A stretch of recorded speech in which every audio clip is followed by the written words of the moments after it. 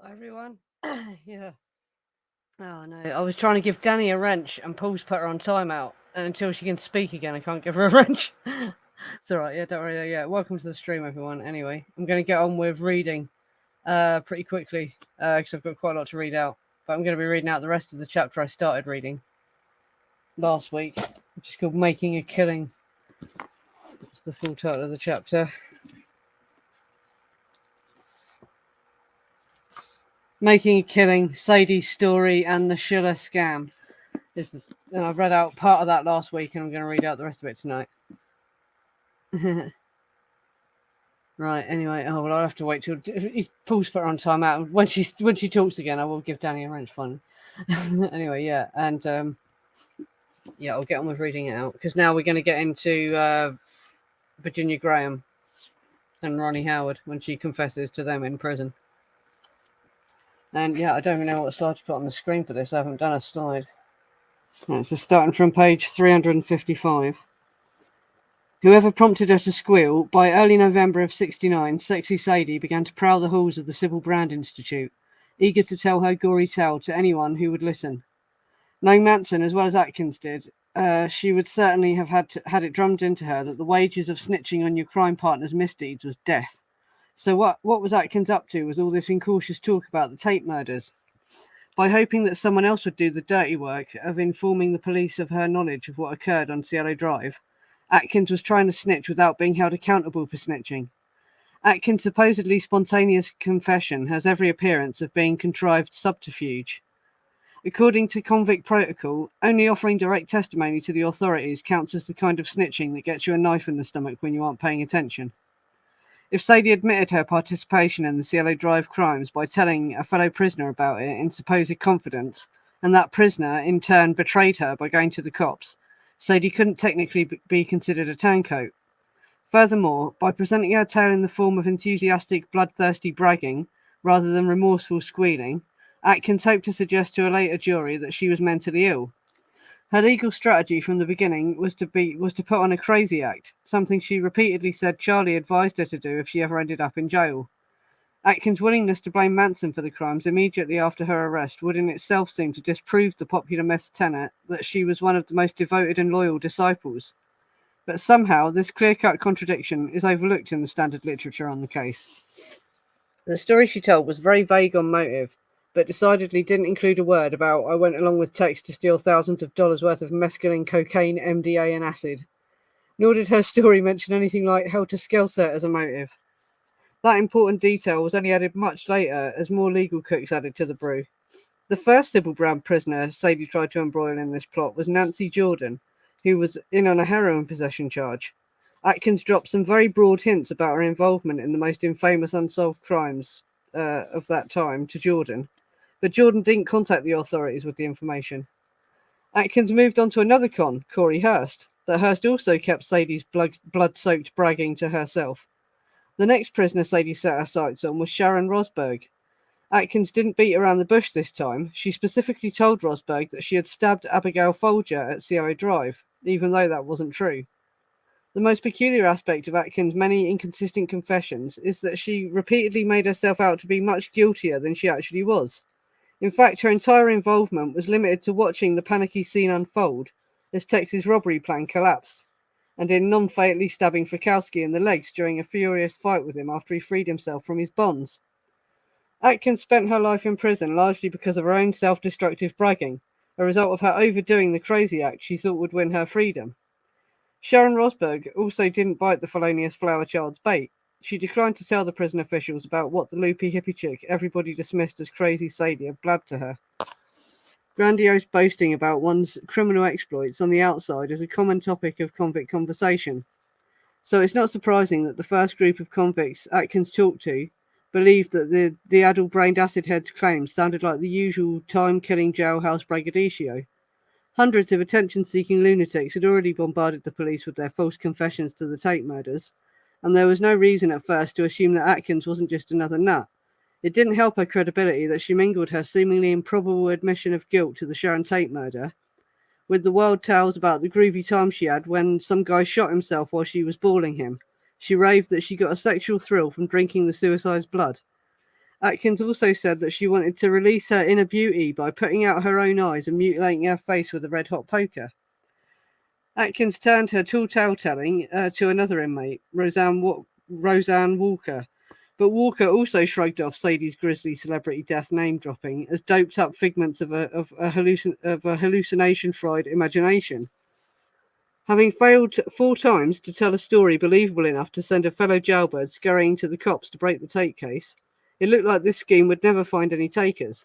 But then fate, or something that has been made to look just like that, brought 2 30-ish party girls into earshot of loquacious sexy Sadie. One of the convicts, who we are told Atkins supposedly confessed to in jail, was a convicted prostitute named Ronnie Howard. And he reels off a long list of names. She had a lot of names, right? Although her main career was in whoring and larceny, it was for forging a prescription that brought Howard to Sybil Brand with Atkins. Atkins, whose lesbian lust earned her the jailhouse nickname the fastest tongue in the West, seduced Ronnie Howard and supposedly revealed her gory gossip during a post-cunnilingus pillow talk. Ronnie Howard has since died, murdered in 1979 in yet another of the early mysterious deaths that cut short the lives of so many enmeshed in this mystery, making it impossible to confirm her exact role in this crucial turning point in Manson's life. But I was able to speak with the other woman Atkins contrived to confide in, Howard's longtime friend Virginia Graham, aka Brown, aka Sioko, aka Lopez, aka Benedict. In fact, although Howard received much of the publicity for breaking the case, it was actually Graham to whom Atkins first told the tale. If Graham's hunch about her longtime friend is correct, then Howard's was largely repeating hearsay about what Graham told her. The relevant connections Atkins' attorney Caruso had to such Cielo Drive drug-dealing visitors as Rossdale, Harrigan, Doyle, and Reinhardt are more than enough to suggest that the Atkins confession was a calculated legal strategy meant to conceal any sign of mob drug dealing at Cielo Drive. The coincidental connection Graham revealed to me concerning her pre-1969 friendship with a host of dramatis personae relevant to Cielo Drive, including the murder house itself, speak for themselves. Understandably, these connections were not revealed in court when Graham testified. Virginia Graham's willingness to inform law enforcement about what Atkins told her was one of the most significant factors leading to Manson's indictment for murder and his later conviction. Despite this crucial role Graham played in Manson's destiny, she's only been referred to in passing in the standard literature on the case, but her part in relaying the tale that forms the kernel of the Manson myth deserves more thorough analysis than has previously been presented. Graham was in her late 30s when the results of her meeting with Susan Atkin and Sybil Brand brought her to public attention. But by early November of 1969, as we will see, she could already boast of a colourful life in the company of some of the most powerful figures in the entertainment industry and politics. During our conversation, Graham was adamant in insisting that despite the fact she once authored a book entitled The Joy of Hooking, the frequently printed allegation she was a prostitute was false. I would like to straighten one thing out, she told me. I was not a professional call girl, and that has disturbed me for a very long time. I was, if you want to call it, in the Hollywood scene, so to speak, and I used to get together and have a lot of parties, and I knew a lot of celebrities, and basically that was it. But I never personally went out on any calls for any sum of money. Now, I want to make this clear, Graham continues. When I put together a lot of these parties, the guests were some very influential political, let's just say, the people. I got called from Mexico. I had a relationship, a very short one, with Miguel Ullman, the president of Mexico. According to Graham, Ullman's representatives would call her to alert her to arrange parties for dignitaries, including the owner of the influential Mexican newspaper La Reforma, and they paid me for that. So that's how I got the title of Cool Girl, so be it. It was the capacity of arranging these parties for prominent men that she first met Ronnie Howard and at the famous hooker hangout, the Polo Lounge at the Beverly Hills Hotel. She said that Howard would be a welcome guest at the parties because of her attractiveness at the time. Graham's hostess duties, she told me, consisted of introducing very well-to-do gentlemen with very pretty ladies, and I was certainly no Jolie Gabor, but I did much the same thing. Gabor, the Hungarian-born mother of actresses Ava and Zaza Gabor, was famed for her Hollywood matchmaking of young female beauties and male movie industry players. Graham went on to tell me I was known as a very good connection, okay? When I use the term connection, that I know a lot of people and a lot of these starlets, which I won't name who they are because some of them are quite famous now, wanted to come to these parties, and that's how I knew Ronnie. What some of these girls did when they walked out of my house, it was never an understood thing with any of these gentlemen that they were going to sleep with these girls, okay? What they did when they got out of my house, I truly don't know. I wasn't there. I made the connections. We had Dom Perignon, which used to be my favourite, and I had a big house with tennis courts and a pool. These girls ended up as starlets. That was a very common thing in Hollywood at the time. Graham's party house at 9440 Cherokee Lane. Uh, it has to be said, sounds like the early 60s version of the swinging scene that would later get wilder and druggier at J. Sebring's Eastern Drive Manor and at Cielo Drive. Which is not entirely surprising. Graham also told me she and her ex-husband, a sometimes pimp on the fringes of the showbiz who later married cool girl Ronnie Howard, had actually been given a tour of 10050 Cielo Drive by a real estate agent when the couple, who were already separated, were considering leasing the house in the early 60s. Graham and her husband ultimately chose another, more appropriate property in Benedict Canyon, but she recalled the layout very well when she heard Atkins' account of the murders. The ongoing 1969 FBI investigation into Sebring's connection with the Boyardo family's JFK airport heist examined the possibility that both Eastern Drive and Cielo Drive had been used by the mob's Hollywood branch as safe houses for decades. Graham told me that she was unaware of the property's reputation as an underworld haven.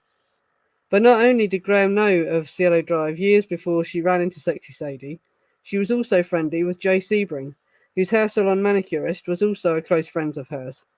I asked her if she knew Sebring's receptionist, Charlene McCaffrey, but Graham said she didn't recall the name. Graham described Sebring to me as a friendly soul who she often encountered at social occasions during her nightclubbing days at such hotspots as the Luau. She recalled one of the times that the Rat Pack stylist cut JFK's hair. She said among the many celebrities she was involved with, on my own choice, money was not discussed. I was available to a few, like Peter Lawford, who I don't mind naming because he's dead. Lawford, of course, was Sebring's cocaine client and friend. While Graham claimed not to know of Lawford's drug use, she described the actor as troubled with a sex problem and a drinking problem. Lawford's role in providing Sebring supplied drugs to Marilyn Monroe and his brother-in-law, Kennedy, during their secret tete-a-tetes at his home has already been mentioned. When I pointed out some of these connections, Graham confirmed that they all knew each other. Gene Shikavi I knew real well. Gene Shikavi, as mentioned in Chapter 4, was Sebring's main competitor as a hairdresser to the stars. Both men were fictionalised as the swinging 60s hairdresser George, later played by their friend Warren Beatty in the film Shampoo. The tepid sex comedy begins with an obvious reference to the Cielo Drive murders, related by a Tate-like actress character played by Goldie Hawn. According to Beatty, so close a confidant of Roman Polanski that he escorted the director from London to LA in the wake of Sharon Tate's murder, this early scene is all that remains of a much darker subplot involving a fictional dramatisation of the Cielo Drive murders, which never made it into Shampoo's final cut. Considering how many of my sources alleged that Beatty was well informed in the true nature of his friend's slaying, it would have been interesting to see how he handled one of Hollywood's touchiest topics on screen. Part of the $25,000 reward money which Sebring and Chikovi's close friend Beatty put up for information leading to an arrest in the Cielo Drive case was paid to none other than Virginia Graham. Although her stay in Sybil Brown was not connected to prostitution, Graham did admit to me that the police grilled her at the time about what she laughingly called her infamous little black book.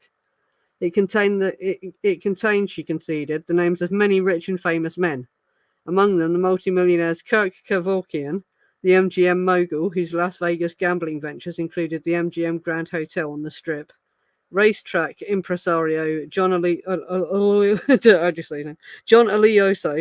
the oil magnate Edwin Pawley.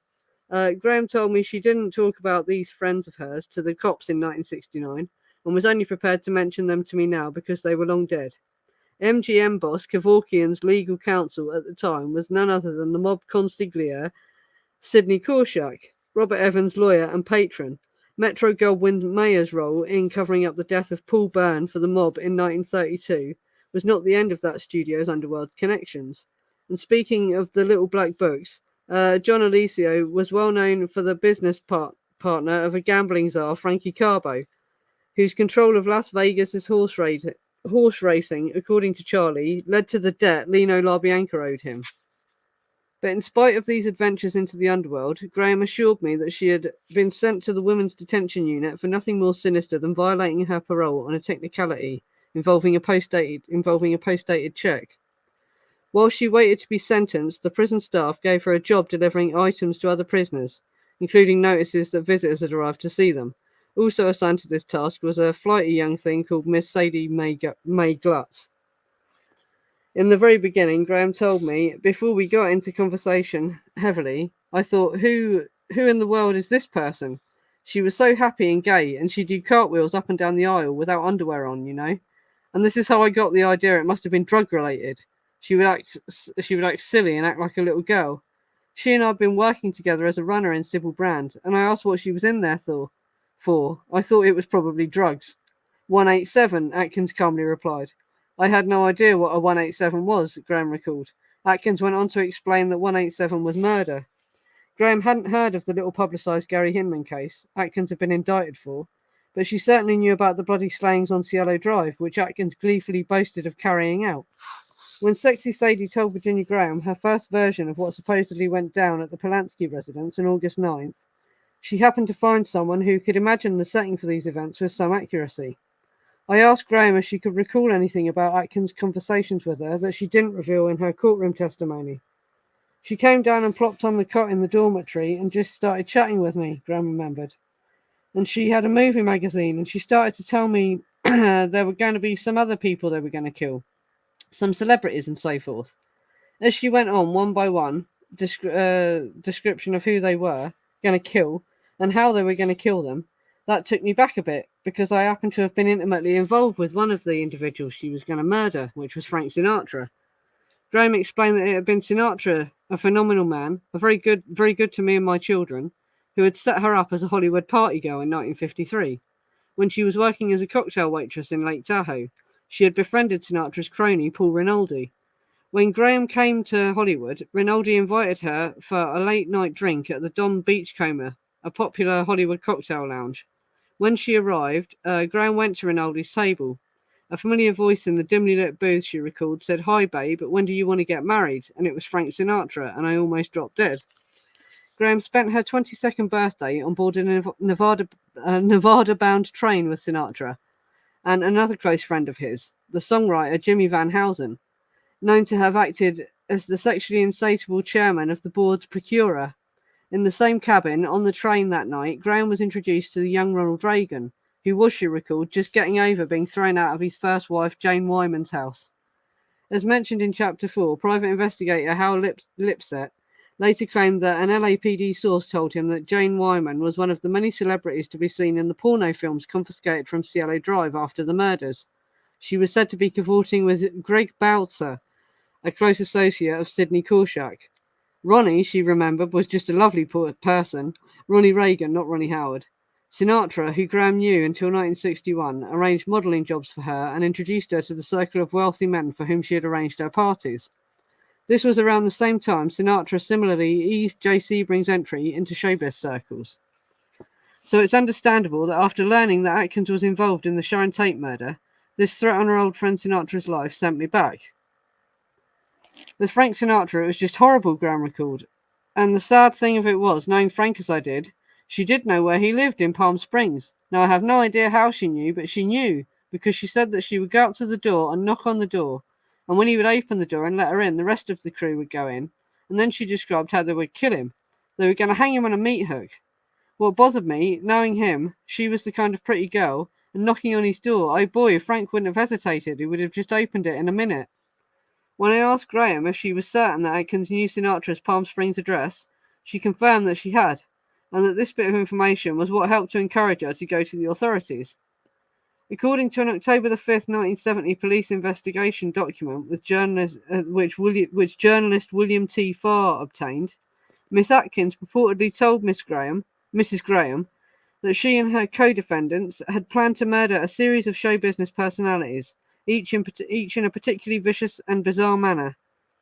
Included in the list of intended victims were Elizabeth Taylor, whose eyes were to be removed and mailed to an ex-husband, Richard Burton, who was going to be castrated, and Frank Sinatra, who was to be skinned alive while hanging from a meat hook, and Tom Jones, whose throat was going to be cut while he was engaged in an act of sexual intercourse with Miss Atkins, at knife point if necessary. For reasons still unclear, this and other information about a celebrity death list was suppressed by Judge Charles Alder during the preliminary stage of the Tate LaBianca trial. It's never been focused on, Graham mused. They never discussed that, really. It's almost like they never wanted to talk about it. Circumstances related to the Farr document eventually led to the little-known 1974 perjury trial mentioned previously. I asked Graham if Atkins mentioned any motive for wanting to kill Sinatra and the other entertainers mentioned. She said Atkins told her, "The world has got to know," meaning that if they went ahead with these famous people, the world would know, and they would release them to the etheric, and how much they loved people. In other words, when you kill them, you had to love them. I went, holy cats. I asked Graham if she ever thought there was anything contrived or artificial about the manner of Atkins' confession to her. She had told me she knew how to play crazy and play like a little girl, was all Graham would say in response to that suggestion. After Atkins related her description of the murders that had already occurred and her plans for those that she said were to come, Graham didn't know what to do. I'm going to be called a jailhouse snitch. I'm going to be killed, she recalls thinking. I asked her how it was that both her friend Ronnie Howard and her contacted the authorities about the Atkins confession. "I'll just say this," Graham replied. "I don't want to create any more problems than there are already. I'm the one who told Ronnie originally, after Susan Atkins happened to talk to me. Ronnie happened to be in the same dorm. I hadn't seen Ronnie for years, and by that time she had married my ex-husband. And I called Ronnie to the side and I started telling her. And these were my words. I went, 'Ronnie, I can't believe that this crazy bitch, excuse my English, just told me that crazy bitch just told me she killed Sharon Tate and all this.' And she said, 'You're kidding.' And I said, 'No, I wish she hadn't told me.' She says, 'I'll meet you after count in the rec room.' I took a shower and I told her my blow by blow everything that Atkins had told me. And she goes, 'Wow, like that. What are you going to do?' And I said, 'I don't know.' And at that point in time, I had no idea. It was too much for me. A few days went by, and I still had retained somewhat of a relationship with Atkins and so forth. And so finally, they decided to violate me on my charge and send me to Corona, a more secure women's prison. When I was getting ready to leave, Ronnie asked, 'What are you going to do?' 'I don't know what to do at the moment. I'm not going to say anything. I'm still going to have to review this in my head.' My words to her were, 'If you want to pursue this, it's up to you. Go for it.' Like that. And that was my last conversation with Ronnie. And the next day I went forward. Graham later learned that Ronnie Howard contacted the prison staff the same day to tell them the story about the CLO killings, which she now claimed to have heard from Atkins directly. Graham believes that while Howard may have spoken to Atkins to confirm some of the story, the bulk of what she testified about had been taken from Graham's own account of Atkins' confession. "Bugliosi put me on the stand first," Graham said. "Ronnie was sketchy. The reason I'm reluctant on this is that Ronnie's testimony would have been hearsay. I had a feeling that she might have seen something that she thought she could work out for the authorities, which I don't know if she ever did." Graham also insisted that despite her own cooperation with the police, she was given no favours and still served about 4 or 5 months in Corona prison. "I want to make this clear. I never got a deal. No one ever offered me anything." At the time of her informing on Atkins, Graham maintained she was unaware of the $25,000 reward, but she added, "Ronnie never let a buck go by herself if it was possible. And with my ex-husband, I can assure you he might have pushed it." What had finally convinced her to break her silence, Graham recalled. "I guess all this stuff sunk in as to what her future plans were. It was a very heavy burden. I tell you what I had. I was somewhat fearful by this time. I realised by this time that this young lady I was talking to was not a nut, but a murderess who was going to continue on. And I felt like if I hadn't gone forward, I would be responsible if... Listen, I had a nightmare. I couldn't sleep that finally made me go forward, because it took me a few weeks. I had a dream, and in the dream, and I told Bugliosi this, in the dream, 2 people were walking towards me. It was Sharon Tate and Jay Sebring, and they had white on, like white robes, and it was blood all over them. And they kept saying to me, 'You know what you have to do, you know what you have to do.'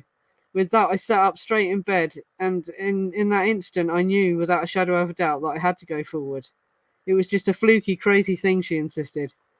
"Vince Bugliosi told me, 'Virginia, you're either in the wrong place at the wrong time or the right place at the right time.' That's very true, and I figured out the way things have happened over the years. I was in the right place at the right time, because they were intent on murdering many, many other people. Although Graham told me she considers herself a non-religious person, she attributes this episode in her life to the intervention of a higher force. Call it destiny, call it fate, Graham said. And here it is 40 years later, and with Susan on her deathbed, I think I have the duty to tell you the story as it happened. My interview with Graham took place in 2008 when Atkins was still alive. She recalled that Vince, Mr. Bugliosi, once said to her, "Just think, Virginia, if all the people in the world, Atkins talked to you, who knew all of these people. But that's just the way this case is. Yes, that's just the way this case is." Right, I'll take a break from reading for a minute then. Right, so now this book is The Manson File, Nikolas Schreck. And this is there's the bit where he interviews Virginia Graham. Sorry, just reaching for my water. No, this is Nikolas Schreck's book. The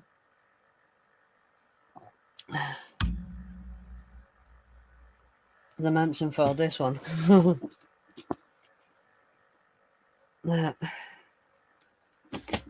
I read as well he's publishing, there is going to be an American edition, so you're just going to be able to get it directly in America, so all the problems with it getting shipped, you're going to disappear, hopefully.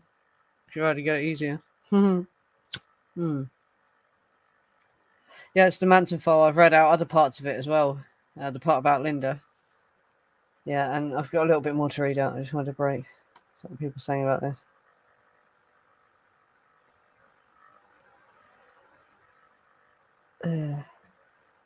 Yeah, I've not actually seen the film Shampoo yet. I think it is on YouTube though. I've seen it. I'm pretty sure it'll come up in recommendations. Get on with it. So yeah, I'm just looking back over the chat to see what people said. What are the questions? Because yeah, that was a lot. What did I read out there? That's all just about the Virginia Graham, isn't it? It's interesting, yeah, to hear more about her. Because there's an interview with that. There's that channel called Dearly Departed Tours, and she gives an interview that on there, and she says a lot of the same stuff she said to Nikolas there as well. You can find that.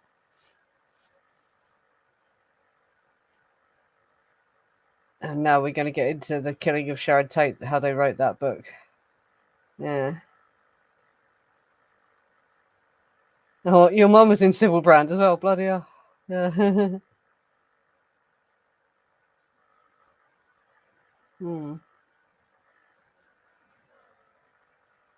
Yeah, and it's interesting how many people she went and spoke to who weren't, who just didn't say nothing, who just didn't believe her. That's quite funny.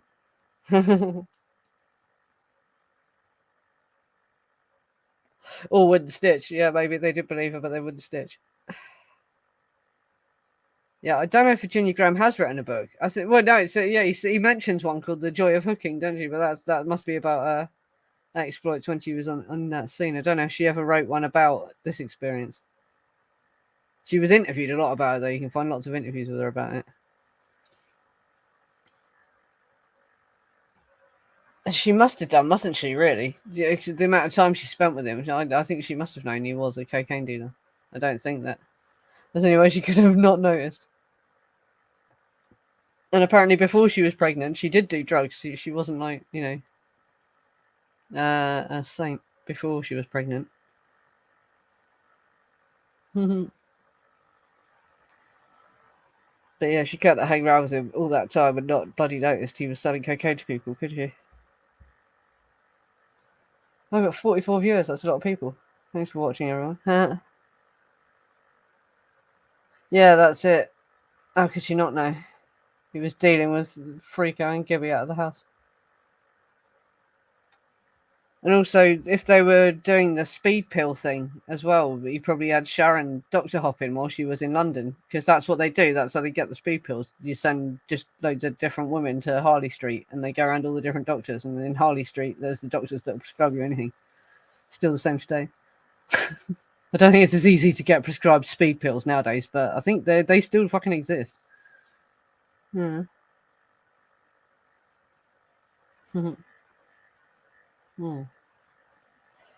Yeah, I assume so. Who is Sybil Brand? They usually are, aren't they? It's usually some person that inspired a lot of Reformation or something, isn't it? Yeah. Yeah, he says it's right at the beginning, and the character's played by Goldie Hawn. But she makes a reference to the murders, and in the end, there was going to be a whole subplot that they removed. Is what he says, isn't it? Yeah. Yeah.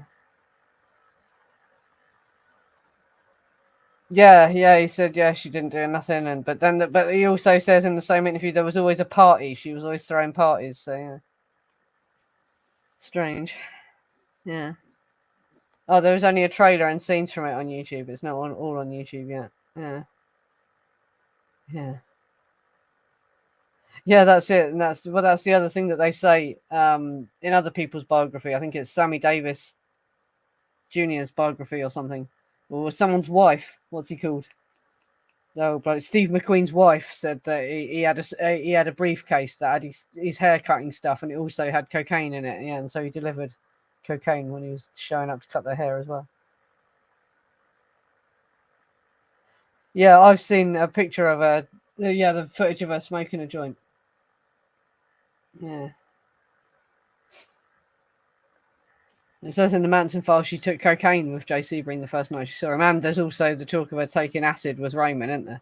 And she said she didn't want to do it, and it sounds like she freaked out on it, and she'd done it before and said she couldn't take it anymore. But Raymond made her. Yeah. She wasn't a saint. Right, I'll go on because then I would have read it all out.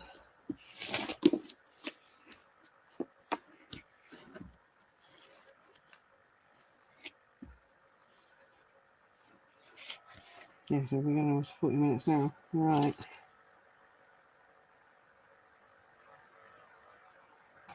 Back to that. It's from page 358 now. After hearing Graham and Howard's slightly differing accounts of Atkins' statements, the police realised that details had been revealed that only someone involved in the crimes would have known. For instance, Atkins mentioned the buck knife she left behind at Cielo Drive, the clue that had been deliberately withheld from the public as a control. The fact that Atkins' story blatantly contradicted forensic evidence and the chronology of gunshots and screams heard emanating from Cielo Drive that night would have also been obvious to any of the detectives assigned to the case. But by this point in the investigation, the truth was the last thing anyone involved seemed to be concerned with. On December the 4th, 1969, approximately 4 weeks after Atkins began her extremely selective squealing to Graham, the Los Angeles District Attorney's Office offered Atkins immunity from the death penalty if she would repeat her confession to a grand jury. Manson, Kasabian, Krenwinkel, Atkins, Van Houten, and Watson were indicted for the Tate LaBianca murders and publicly named as suspects. But even before her grand jury testimony had been heard, the basic outline of Atkins' confession to Graham was spread all over the world by the mass media. After being briefly questioned in October, Krenwinkel fled. Instead of going back home to Inglewood, Krenwinkel hid out in Mobile, Alabama. Krenwinkel adopted the alias of Montgomery, which was Tex Watson's mother's maiden name. Tex had long since fled to his hometown of Cokeville, Texas. There he had dropped the briefly assumed hippie look he cultivated in LA, hoping to slip unobserved back into small-town Texas life. Watson's partner in crime, Linda Kasabian, had gone underground in Massachusetts. The killer's attempts to elude capture by cutting their ties with the Manson circle doesn't fit in with the notion of them as zealous disciples of a cult who'd proudly carried out ritual murders meant to ignite a race war. On the contrary, their behaviour is typical of any run-of-the-mill criminals trying to avoid capture. Not to mention another glaringly obvious and never explained bit of illogic. Why didn't they continue killing random rich piggies until Helter Skelter actually broke out, if that was indeed their motive? And Watson, who the rapidly forming myth presented as the devil guru's most devoted right-hand follower, obviously had no intent of ever contacting his supposed master Manson again. But such inconsistencies were obscured by the media-generated excitement aroused by the tale which Atkins told Graham and the grand jury. The blinding quality of Manson's myth was already at work, even in this early stage in its construction. With Watson, Krenwinkel, and Kasabian out of contact with each other, there was no way for them to coordinate their stories if they were interrogated about the murders by police. Had customary legal procedure been followed, the version of the confession Atkins told Virginia Graham would have been kept confidential, and her accomplices would never have known about it. That would have allowed the investigating detectives to note the inevitable discrepancies in their accounts, and perhaps even ascertain the truth about the drug dealing basis of the murders, which other police detectives had already suspected since August. Along with the rest of the world, Watson, Kasabian, Krenwinkel, and Van Houten could now read all about Sexy Sadie's confession in the daily newspapers. By spreading Atkins' wildly distorted story of what happened at Cielo Drive, the mass media conveniently provided Watson, Krenwinkel, Van Houten, and Kasabian with the first draft of the script that they have followed to this day. There was no motive for the crimes, but killing rich piggies. Manson made us do it. We were brainwashed, and there was certainly nothing so mundane as a drug robbery involved. Like Atkins, the four other suspects hoped that by pretending to be devotees of a cult who had followed their guru's orders to commit a series of random killings for some vague, mystical/revolutionary reason, they might be judged to have been insane and spared from facing the death penalty.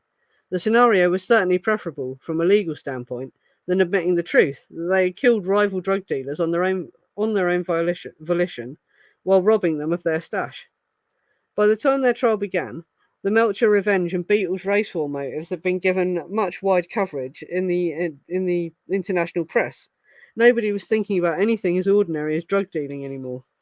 Furthermore, all of the defendants knew Manson well enough to confidently assume that he would be unlikely to reveal the truth about the crimes. They knew that his outlaw code of honor didn't allow him to cooperate with law enforcement, even for his own benefit. Through the silence that code demanded, Manson was forced to be a passive participant in implicitly supporting the myth his treacherous former friends created about him.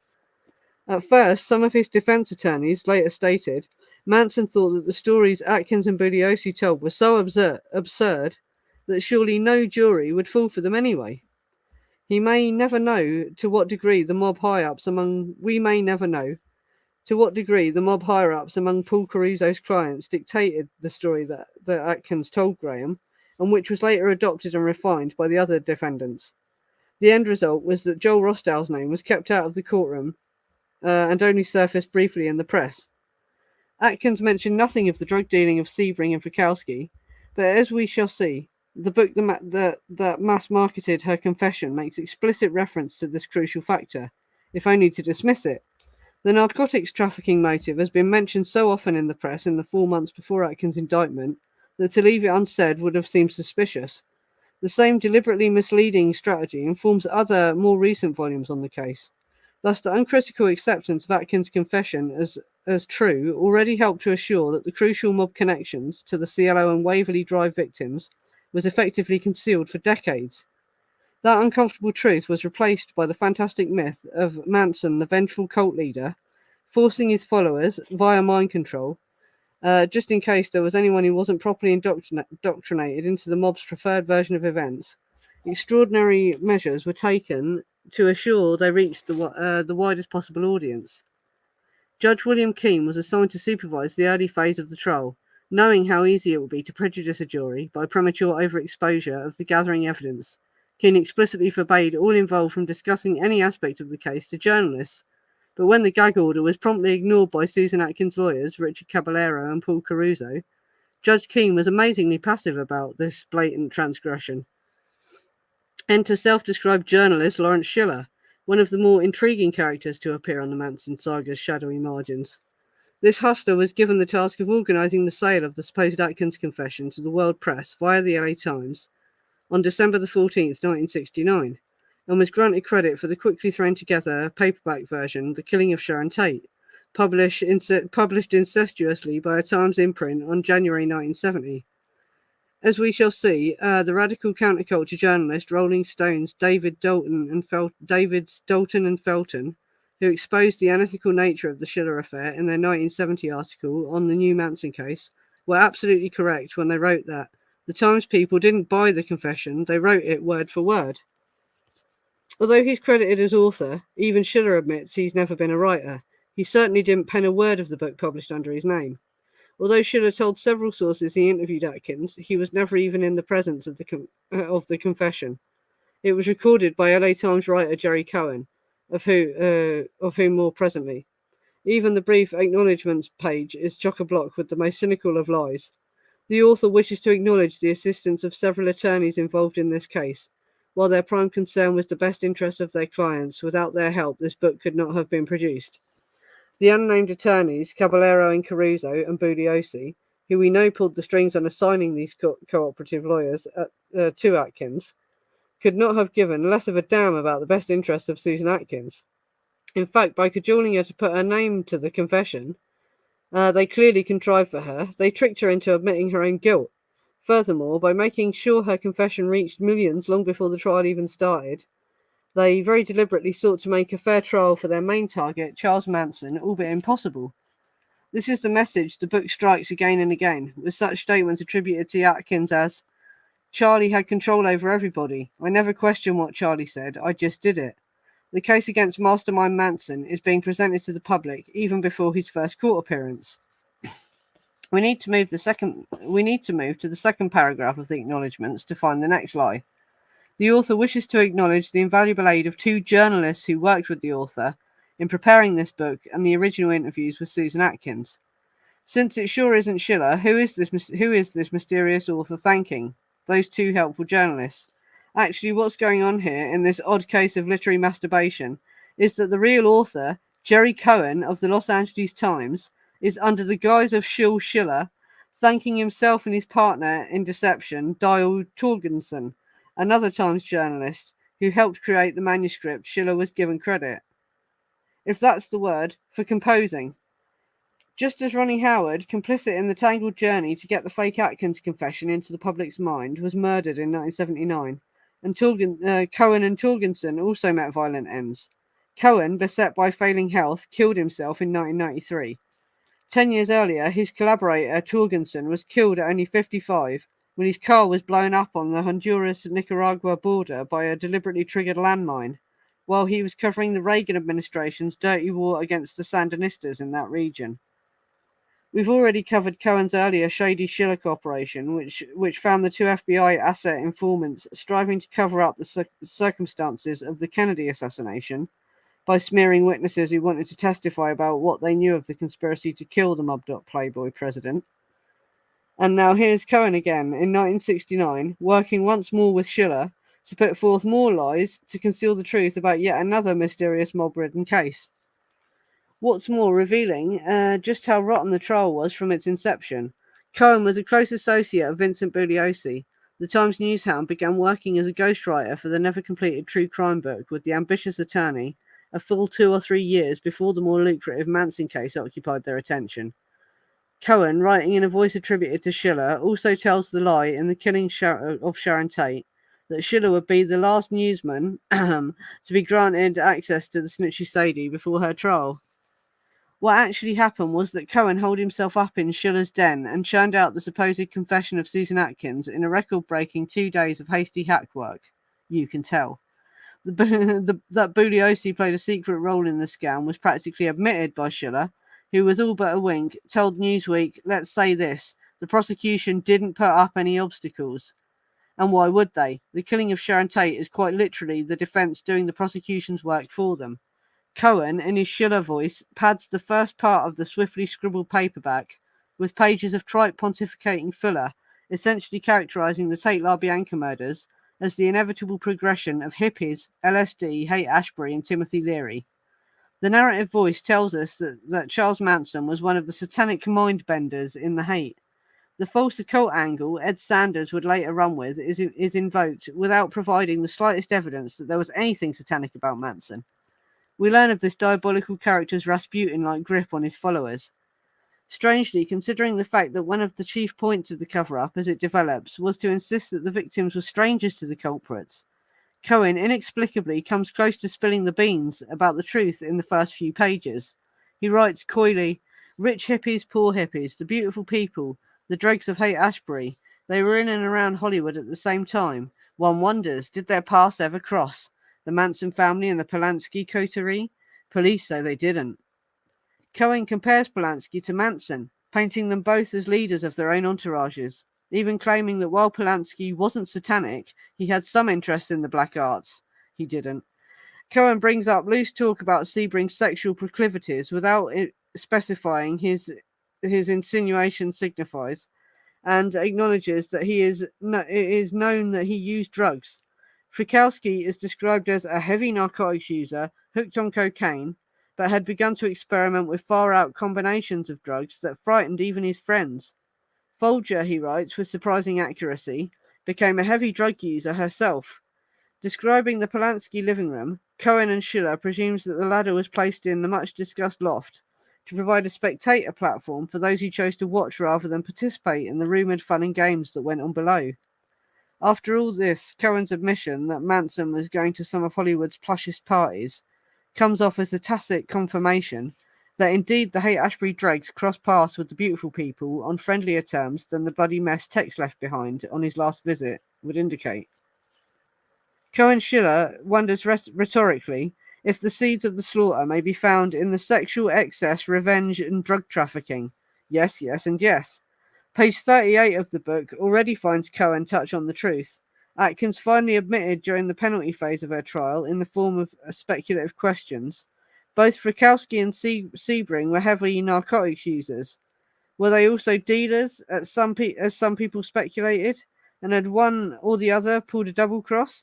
He even brings up the reports in the press about Whittle K's claims to the police that the killings were drug-related, but dismisses his suspicions as merely one of the endless blind leads which police chased down. On page 41, the truth is touched on again, only to be waved aside as just another false lead.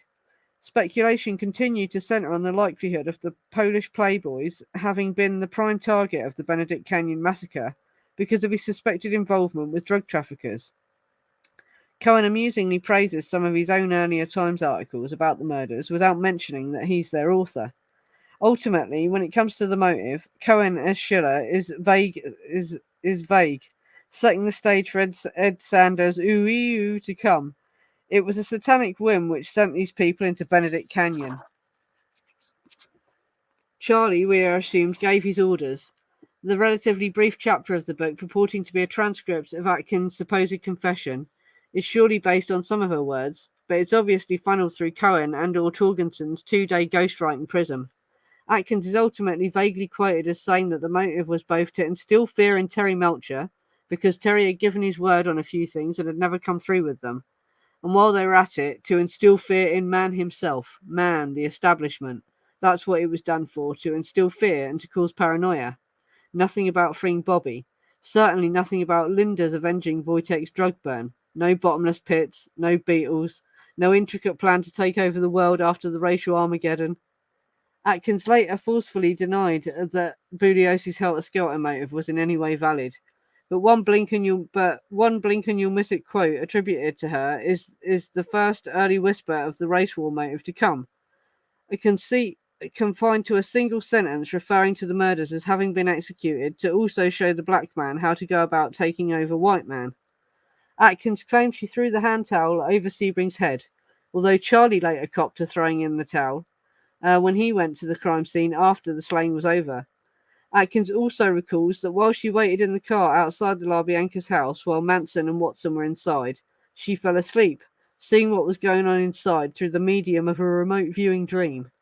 Upon arriving at Waverley, she also says she asked Charlie, "Isn't that the house we took acid in?" When he corrects her, saying it was the true house next door, she adds that Charlie would have picked it to instill a lot of fear in them, because they had just totally blanked out on us. They were people who had given us their word and then backed out of it, like Terry Melcher. Jerry Cohen's friend and collaborator, Vincent Bugliosi, the eminence grise hovering in the background of the book's composition, weren't quite figured out the details of the more elaborate fiction he was preparing to present in court some 6 months later. And yet the mostly forgotten killing of Sharon Tate is really Helter Skelter's first draft. The mendacious legal gambit disguised as a book not only set the stage for convicting Manson before his trial, in many ways it set the prototype of almost all Manson literature to come. Right. Right, that's the whole chapter now. I've now read out all the the chapter about Susan now. Yeah. Oh. Yeah. Satanic Mindbender, yeah. And Rasputin like as well. He gets killed, yeah. And well, I also am going to have to do this because I went over the trial transcripts, and I read what she actually said. And it's really strange. She gives a really weird account of Abigail Folger I'll save it for the stream, yeah. But she said some really weird stuff, and it is all lies as well. Or she really can't remember. Well, I'll go into it when I do the stream. I'll plan it. Hmm. Hmm. Yeah. So apparently Susan freaked out the jury. She was too cold. She didn't look sad enough, sort of thing. But and so that's why they had to go for Linda. Hmm. Yeah. But yeah, that's another reason as well that the trial was a farce, that Susan's confession was leaked to the press long before the trial. And all the other defendants would have got to see it, so they got to make up their story. That should never have happened. One of many, many reasons that the trial was unfair for all of them. You know. I mean, the Manson file is a book that's obviously focused on Charles Manson's life, but yeah, you can say the same for all of them. They were all screwed over to cover up the mobs in the drug involvement, basically. Yeah. Hmm. Yeah, that's a Beatles lyric as well, isn't it? We're all have you sent me some coffees? Thank you. Yeah, thank you everyone who has been sending me coffees. Someone said they bought me some coffees. Yeah, yeah, it helps cover the cost of the StreamYard. Yeah. So just looking back through the chat now. Hmm.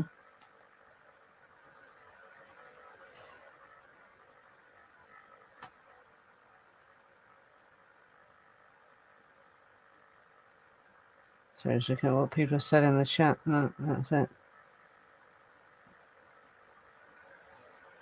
Yeah, and Nixon prejudiced the jury, and Charles Manson wasn't even allowed to present a defense, which is fucking insane, isn't it? Has that ever happened in any other case? Like, I've never heard of another case where the person wasn't allowed to present a defense at all. I can understand them not being allowed to talk, but fucking have no defense presented at all. Just seems insane. And also, it doesn't matter if it doesn't matter if they acted crazy. They had to be tried as insane. If they hadn't pled insanity, it didn't matter how crazy they acted. They all should have had the chance to do what Tex did, like go to a mental hospital for a year to recover before you had to testify. They all were made to testify while they were still fucking loopy. It shouldn't have been done the way it was done. So many reasons their trial was a scam. But who cares about murderers? That's the thing, innit? It's like, oh, well, at least they got convicted. But no, it's not right. They were all bloody completely screwed over. Given bad legal advice. Yeah.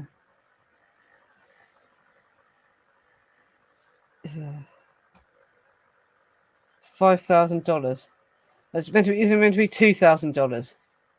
You see, my theory is that she had given them the $2,000, like she'd invested it with them, like she had given them the $2,000, and like as the MDA came in, they were going to give her bits because $2,000 worth of MDA would be a ridiculous amount of MDA, wouldn't it? But they suddenly wanted the money back because they needed money for a lawyer for Bobby, so they went up there and demanded the money back, but they couldn't give them the money back. They didn't have the money. They invested it elsewhere or whatever. That's my theory. And then when they asked for the money back, it turned into a vicious fight, and things got out of control.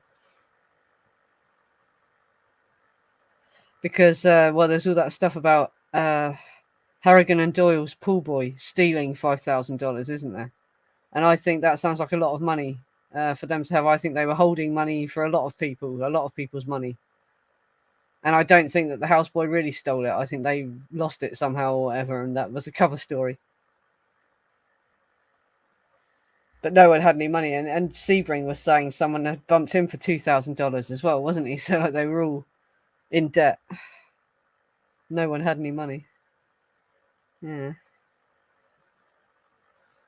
Yeah, like I say, I've read most of what she says is during the penalty phase, so it didn't really make any difference to the argument. But yeah, what she actually says happened in the grand jury thing is weird as hell. So yeah, I want to read that out. But she says everyone's killed in the living room. She says she sees Abigail get stabbed in the living room and everything. It's a really weird account. Very strange.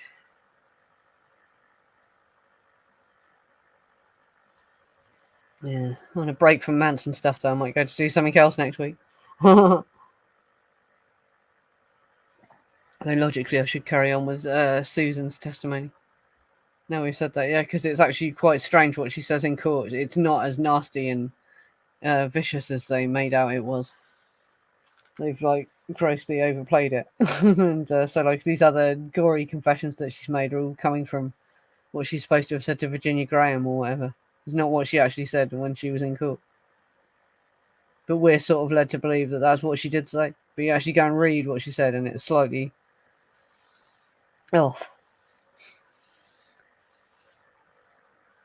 They exaggerated how vicious she sounded.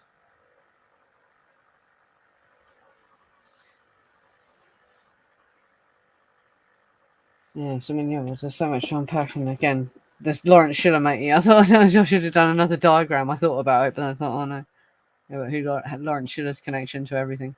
And he was just the name anyway. He never wrote any of the book. It was actually written by other people. The same journalist who wrote the newspaper article, basically.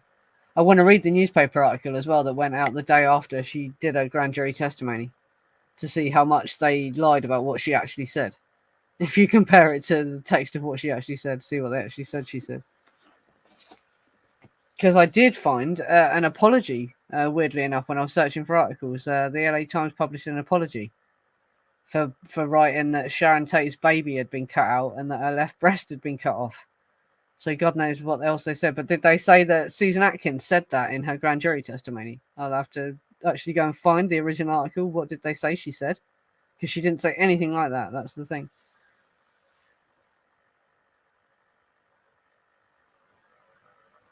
And yeah, and there was a lot of stuff she said during the penalty phase.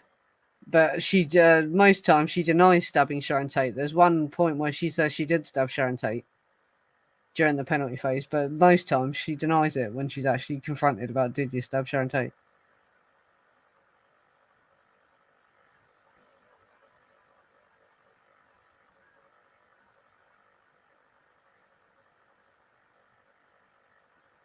Yeah, yeah, sorry, just looking at the chat for a minute.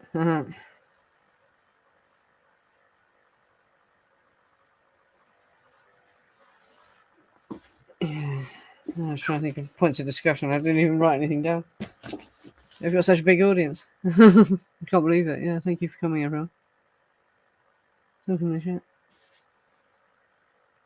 Right, she said 5k. I thought it was 2k. Was it the 5k yeah, because she said she handed that straight to Charlie, didn't she? The money that she stole, but did she really? Or was that just bullshit? You know.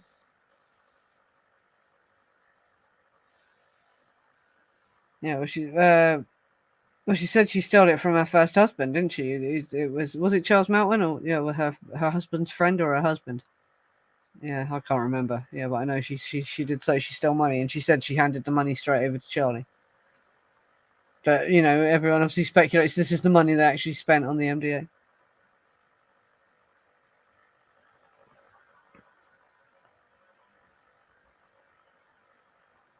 Yeah, and there's another. I'd like to do another stream about because I found an additional article about Meredith Hunter, and there's been a bit more additional information about Meredith Hunter's killing, and they closed the case. The case was still open for many years because there was a rumor that another man actually struck the fatal blows, not the guy you see on the video.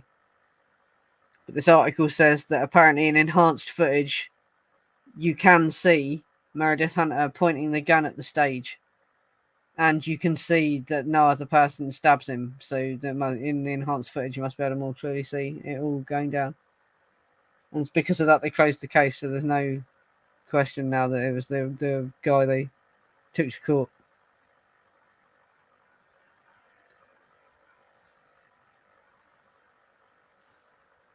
Yeah, that's another thing. Yeah, no one knows where he went as well. He was in court, wasn't he? Because I know there was a photo of him and the Yana the Witch guy walking into court, the guy that came to testify about meeting her out in the desert. But yeah, that's another weird thing, isn't it? Yeah, no one knows what happened to him.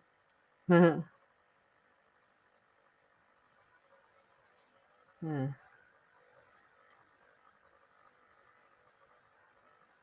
5K. You know, how much mescaline did they have? You know what I mean? These amounts of money seem ridiculous, don't they? I thought it was 2K, but it's fucking. There's a thing, yeah. Other people in books have pointed out this sounds like a ridiculous amounts of drugs these people were buying.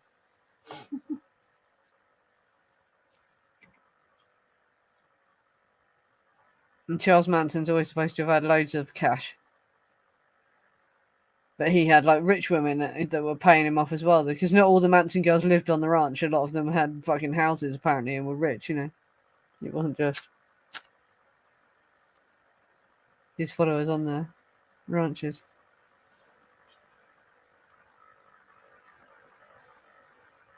Mm.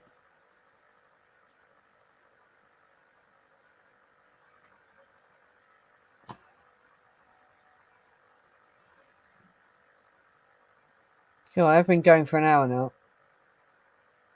Yeah, there's going to be more.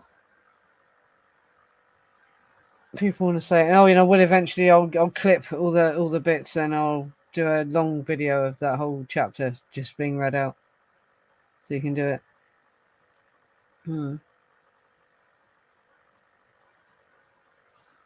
Yeah, there's a woman who gave him a car and cash, and Abigail Folger's supposed to have given him money as well, isn't she? They reckon that's another rumor. Well, he's supposed to have confirmed that to Nikolas Schreck that she had given the money in the past. That's another reason. Did she refuse them that night? Is that why he got so angry with her and did what they did to her?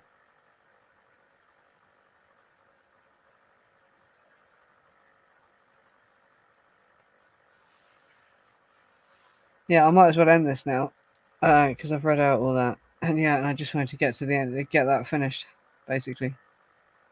I meant to read it all out last week, but I found that about a grand jury testimony, and so now I want to go back to that and do a more detailed stream about everything that she actually said in court, because it is very interesting. So stay tuned for that, because yeah, it's all weird as hell. This whole trial is just so surreal, really, that it went down and people didn't question it more. You know, people just believed it. But I think a lot of people did question it at the time as well, and people didn't believe it. But what could anyone do, you know?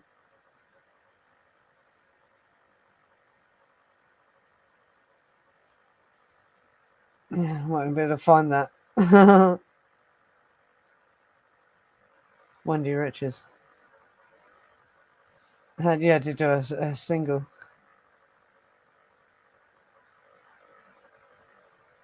Or should I keeping up appearances? What was he called?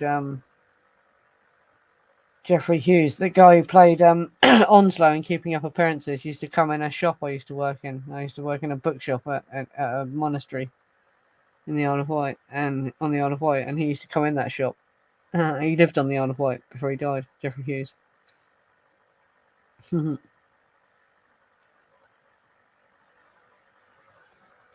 Yeah, well, this is the thing as well. She can't have been, can she? And I wonder, was she there when the Doyle thing went on as well? Because you know, when we can work out when the Doyle thing went on, if we know when he flew to Jamaica, because we know it happened and he got tied to a tree for 3 days and then they went straight to Jamaica. So when they went to Jamaica, it was like, so what, 4 days before? Basically, that's when it happened. So was Sharon there when that happened? Did she? She must have known about that as well, because every bloody one, you know, Peter Talk from the Monkees knew about it even. So everyone knew about it. She can't have been unaware of what was happening, can she? That's why I can't believe she stayed there. But she really loved the house apparently, and also that house was built in a French style, and she actually grew up in France, didn't she? So she'd have known. She really loved that house, and she really wanted that house for her baby to be born in that house, sadly. And she was begging Roman to get rid of them, wasn't she? But they wouldn't go. In fact, they got asked to stay. It says in the police report they were getting ready to move out. They were getting ready to move into Abigail's house, but they got asked to stay. You know, which was Sharon Tate's death sentence, really, because it was Sharon Tate was never a target. I don't believe she was a target at all. I think she was just there at the wrong time, poor cow. It's just unfortunate that those people were staying with her. Yeah.